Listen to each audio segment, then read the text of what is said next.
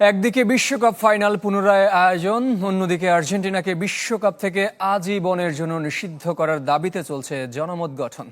তার মাঝেই সমালোচনার জবাব দিতে সামাজিক যোগাযোগ মাধ্যমে বিবৃতি দিয়েছেন আর্জেন্টিনার প্রেসিডেন্ট ও ফুটবল অ্যাসোসিয়েশন সভাপতি।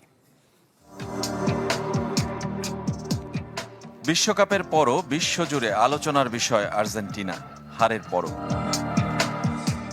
পক্ষে বিপক্ষে চলছে জনমত তৈরির চেষ্টা। একদিকে আর্জেন্টিনাকে জোর করে হারিয়ে দেওয়ার অভিযোগে পুনরায় ফাইনাল ম্যাচ আয়োজনের দাবি।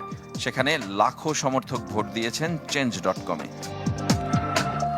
আর টুর্নামেন্ট জুড়ে পক্ষপাতিত্বের সুযোগ পাওয়া এবং ফাইনালের পর ফুটবলারদের আচরণের প্রতিবাদে আর্জেন্টিনাকে আজীবনের জন্য বিশ্বকাপ থেকে বহিষ্কারের দাবিতে ভোট চলছিল argentinaaut.com-এ, যেখানে 23 মিলিয়ন বা 2,30 লাখের বেশি মানুষ ভোট দিয়েছে। 170 দেশ থেকে পড়েছে এই ভোট। চারপাশের এত সমালোচনায় মুখ বন্ধ রাখতে পারেননি দেশটির প্রেসিডেন্ট হাভিয়ের মাইলে।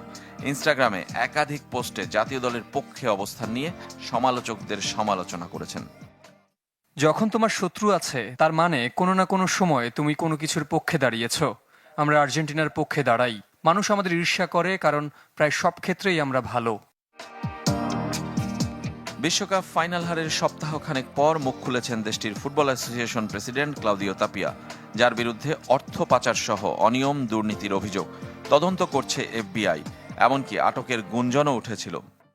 মিথ্যা ও পরিকল্পিত অপপ্রচারে বিভ্রান্ত হবেন না। এসবের একমাত্র উদ্দেশ্য আমাদের অস্থিতিশীল করা। যারা আর্জেন্টাইন ফুটবলের জন্য এত কিছু দিয়েছে তাদের বিপক্ষে সমর্থকদের দাঁড় করানোর চেষ্টা বন্ধ করুন। তবে মেনে নিয়েছেন ফাইনালে স্পেনের শ্রেষ্ঠত্ব, জানিয়েছেন পরাজয় জীবনের অংশ।